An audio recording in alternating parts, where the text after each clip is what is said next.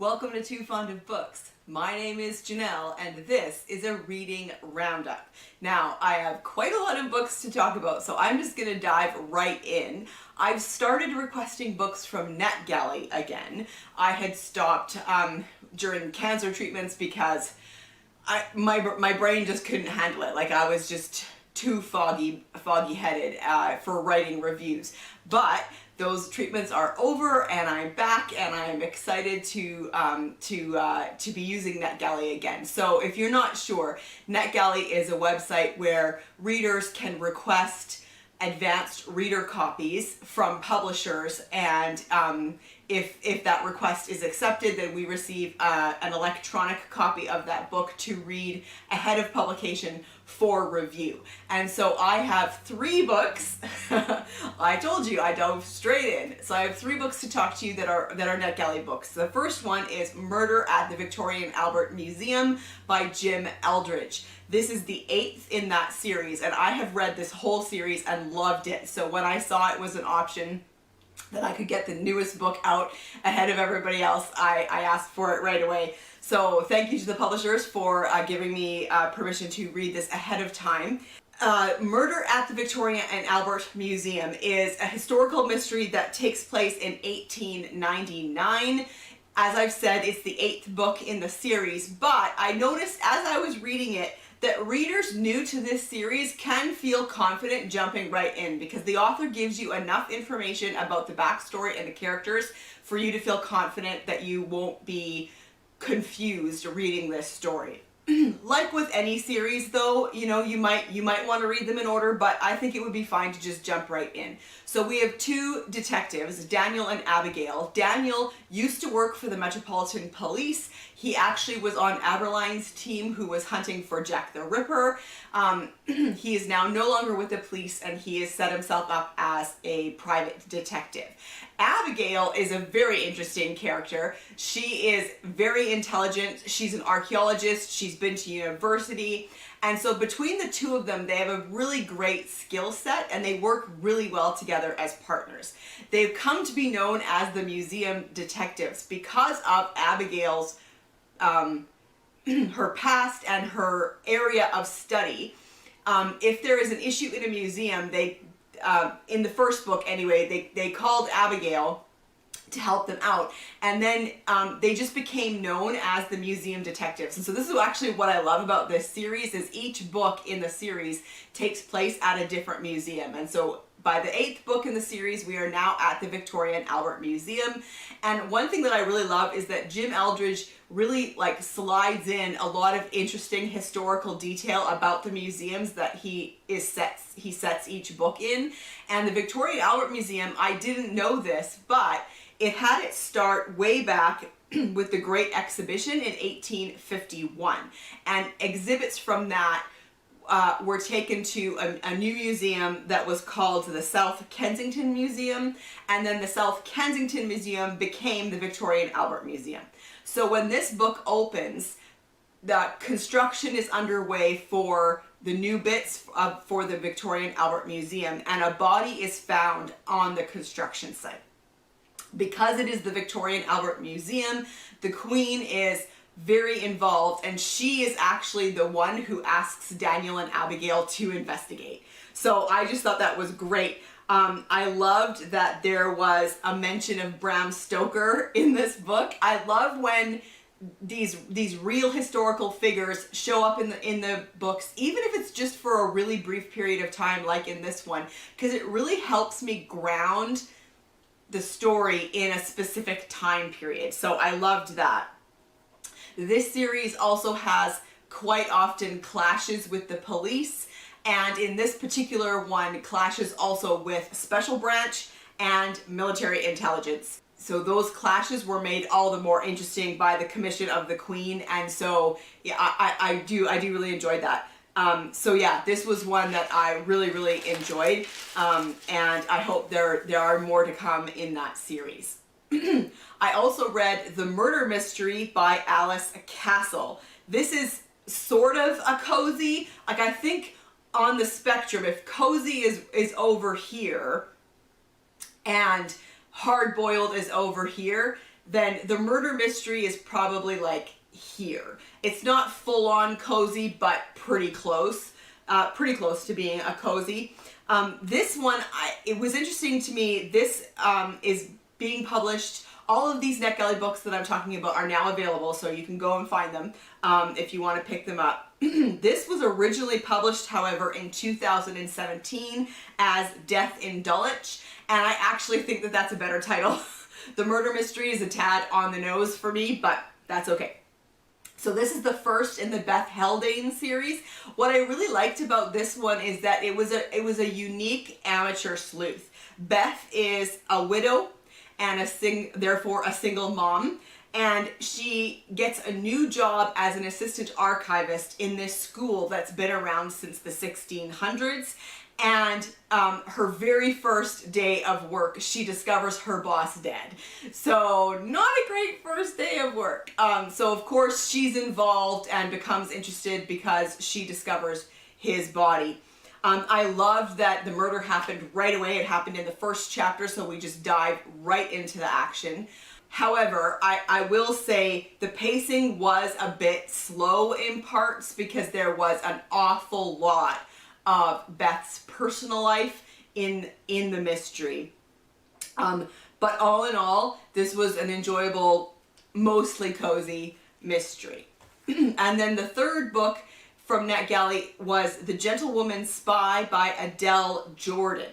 This is a historical mystery set in the Tudor time period, specifically Queen Elizabeth I, and I love Tudor era historical mysteries. So this one really caught my eye. It's set in 1584.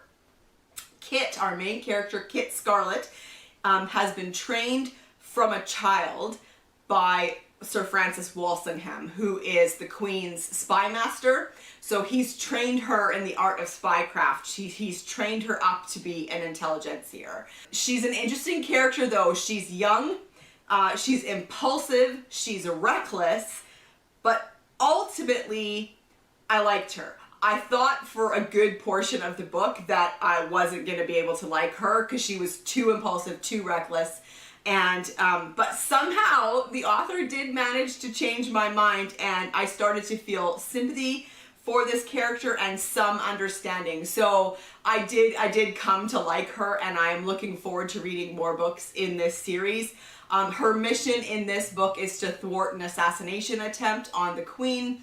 So what I loved about this is it's an Elizabethan era mystery, but the intelligencer is a woman, and I did really like that. She is feisty. She is impulsive and she is reckless, but she's also brave and feisty, and yeah, I want to learn more about her. I enjoyed the other characters that we got to know as well.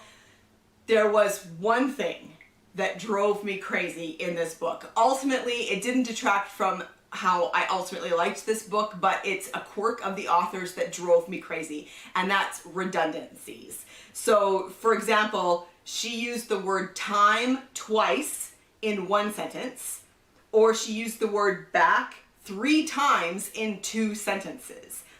The redundancies that really drove me crazy though were where she would use multiple words in one sentence that mean the same thing. So for example, a common mistake that's often made. Yeah, that's what common means. Or a single solitary chime. Or you already asked me that before. Or repeat itself over and over again. So I think it's just a quirk of the author's, and yeah, I hope in upcoming books that gets edited away. I think that's one of those things where I don't know that the author even recognizes that they're doing it, and it's the job of the editor to tighten that stuff up. But ultimately, this was a historical mystery set in the Elizabethan time period that I really did enjoy. Okay. I also read the next in the J. Del Cameron series, The Serpent's Daughter. I had to read this on ebook from my library. I couldn't get a physical copy, so I'll put a picture up. This is the third in the J. Del Cameron series, historical mysteries set in Africa in the 1920s. Jade is an American who drove ambulances on the front line during World War I, and she is now in Africa. In this third book in the series, she's visiting her mother in Monaco. She's in Tangiers, and then her mother is kidnapped and taken to Marrakesh, and she needs to basically find and save her mother and figure out what's been going on. There was a murder that suddenly her mother has been accused of. I love this series. It's very much an adventure mystery. It reminds me of Agatha Christie's adventure mysteries in that way, you know, like The Man in the Brown Suit.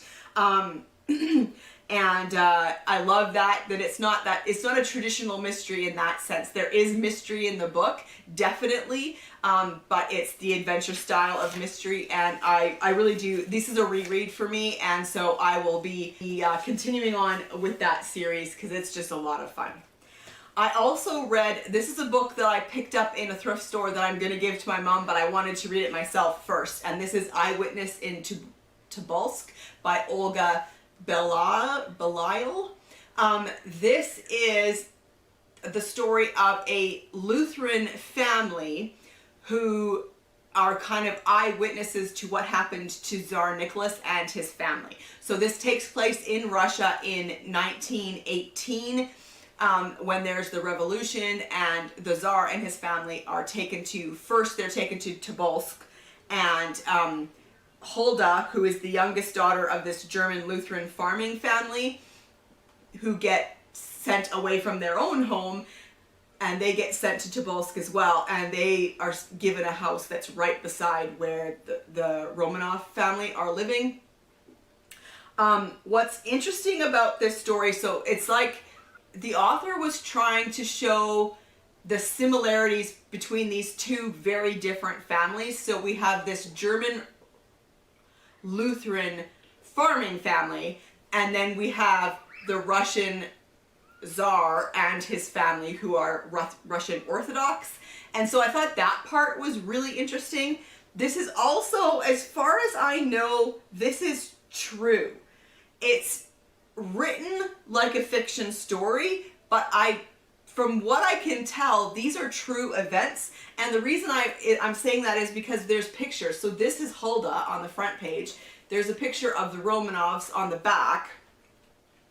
And at the very end of the book, they talk about where the family is now in 1984. And then there's a few more pictures. So for example, the family has moved to Canada, and they actually moved to BC. So it was really interesting. I will say this though, it was not very well written, but the story itself was very interesting. All right, and then another book that I found in the thrift store that I want to give to my mom is Ambulance Girls by Deborah Burrows. This takes place in London during World War II, and this was really interesting. The main character is Lily Brennan, and she's from Australia, but she has gone to England to do her bit for the war. She's paired in the ambulance services with a man named David Levy, who is a Jewish person, and he goes missing. And so a lot of this story is just Lily's attempts to find him and to find out what happened to him. And I really did enjoy this. It had good characters. It brought up some really interesting issues that were happening in London during the Blitz, and fears of invasion and all of that. This was really, really very entertaining. All right, and then I read a Golden Age mystery. This is Death Has Deep Roots by Michael Gilbert. This is a Second World War mystery, and he wrote this in the 50s, 1951. This was really, really good.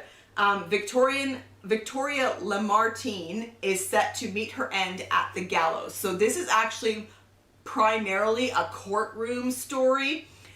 She is on trial for murdering her supposed lover, Major Eric Thosby. Lamartine currently works in a hotel. This man, Eric Thosby, was staying in that hotel when he was found dead.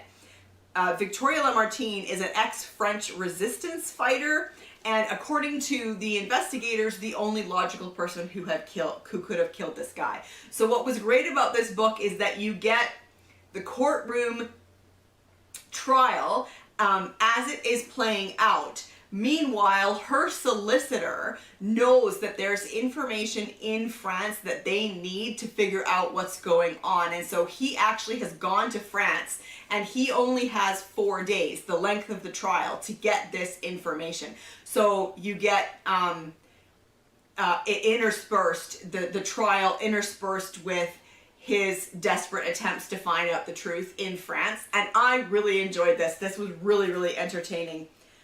Let me see, I marked something here. Oh yeah, this was just an example of his writing, and I really enjoyed this. So this is the solicitor in France. Nevertheless, although he rehearsed this argument to himself several times as the day wore on, yet he found it difficult to be dissatisfied. He had a feeling which he shared oddly enough with Macria, who was to give voice to it that same night to Mr. Rumbold. So now we're back in England. He felt that enough had been done to start things going. The train had been truly laid and fired, and sooner or later would come the explosion, and the truth would erupt from the darkness in which it had been hidden so long into the light of day. So if you've never read any Michael Gilbert, give him a shot. He writes really interesting World War II stories. This one, and I read another one that actually takes place in an Italian POW camp, and it was really good. Okay, I also read The Paperbark Tree Mystery by Ovidia Yu, which is the third in the Crown Colony series. This is set in Singapore in the 30s. And this one is 1938. And our main character, Su Lin, a Chinese girl who has been working as an assistant for one of the detectives, and she's lost her job and is now trying to find work somewhere else. And because a new guy has come in who said it's not appropriate for her to be working at the detective, in the detective branch, and he replaces her with a new assistant who is white. And so one thing that I really do enjoy about these is you get really good historical mysteries, but you also get so much of what was happening historically in the time period. So in India, there is a lot of discontent happening, and the fears are that that's going to bleed over into Singapore. So a lot of the non-white people are worried for about being arrested just simply for being non-white. And so it was really good. And so this guy who has come into the detective branch and fired her, he is found dead. And so she is a suspect. And I really do enjoy this series. Unfortunately, my library doesn't have the next one in the series, so I had to request it, and I hope that the library brings it in because I've really been enjoying those books.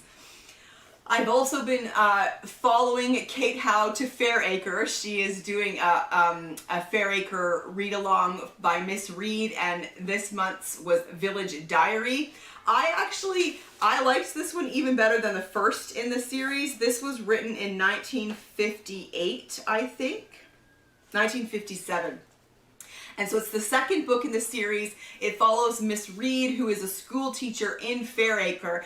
But what I loved about this one is that it was actually written as diary entries. It starts in September, it starts in January and it goes until December. And you get the diary entries of Miss Reed, just talking about what's going on in the school and in her village. And I loved it. I loved the way her voice in the diary. So here's an example. January.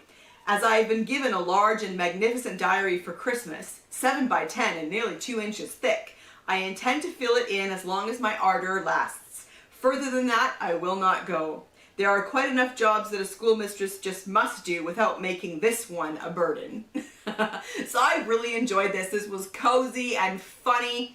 A lot funnier, I thought, than the first one, which was already kind of funny. But here's an example of the humor. I seemed to be more than usually financially embarrassed, and when I had paid the laundryman this morning, found I was left with exactly 2 shillings and 7 pence. Mrs. Pringle brought me my weekly dozen eggs this afternoon, and I had to tip out my 3-penny bits, which I save in a coronation mug, and make up the balance. That's the worst of being paid for December and January just before Christmas. I shall have to take my post office savings book into Caxley on Saturday morning and withdraw enough to keep me going until the end of the month. It would be more than my reputation's worth to withdraw it here in the village. Mr. Lamb, our postmaster, and brother to Mrs. Willett, would fear I was either betting or keeping 2 homes. Meanwhile, I must just embezzle the dinner money. She's talking about the children's dinner money for school. Very, very funny. I also found this a fascinating look at village life during a time of transition, because it's the 50s, but there were so many times when she was talking about her schoolroom, her schoolhouse, 2 teachers at this schoolhouse, and there were so many times when I was convinced that I was reading a book about the very late 1800s or the very, very early 1900s rather than a book set in 1957. So yeah, I'm really enjoying this read along with Miss Reed. For Garb August, I decided I needed to participate, and so I read The Mists of Fear by John Creasey, because this cover looked garbagey to me. Look at that. Isn't that absolutely fantastic? This book is also completely falling apart. I had to literally tape it together so that I could read it. So now that I've read it, I will be recycling it, yeah. I really enjoy John Creasey, although I've never read any of the books in this particular series. John Creasey wrote more than 600 books using 28 different pseudonyms. Talk about output. Wow. So this is from the Dr. Palfrey series, which was written between 1942 and 1979. Dr. Palfrey is a spy and the head of Z5. He is a physician of some renown, lured into an elite world of espionage. This book was written in 1955, and it was ridiculous. It was awesome, and I really enjoyed reading it, but boy was it ridiculous. And it was the perfect book for Garb August. Okay, and then last but not least, I read Deadly Summer Nights by Vicki Delany. This is the first book in a new series, and I really did enjoy it. This is a cozy set in the Catskills in the 50s. It is 1953, and our main character, Elizabeth Grady, has taken over running this resort. Her mom bought it. Her mom has some fame as a dancer and an actress, but had no interest in actually running this resort. So she asked her daughter to do it for her. And so Elizabeth is running this resort. And one of her guests is found dead. And in his cabin, there's a copy of the Communist Manifesto, and so the local sheriff calls in the FBI because this guy must be a communist and there must be some kind of communist plot going on. This was great. I really enjoyed the character of Elizabeth. It was a fun mystery, great setting, and I really do hope that there's more coming in this series. So there you have it. That's what I've been reading recently. Let me know in the comment section down below if you've read any of these books. Are you participating in Garb August? If so, what have you read for Garb August? I think that I really do appreciate the idea behind this readathon of reading trashy books. Let's just get it out there that we do it and we shouldn't be ashamed of it. Honestly, I honestly think you should read whatever makes you happy, and reading is for entertainment and enjoyment, so why not, right? Okay, so that's it for me, and I will be seeing you for another video very soon. Bye.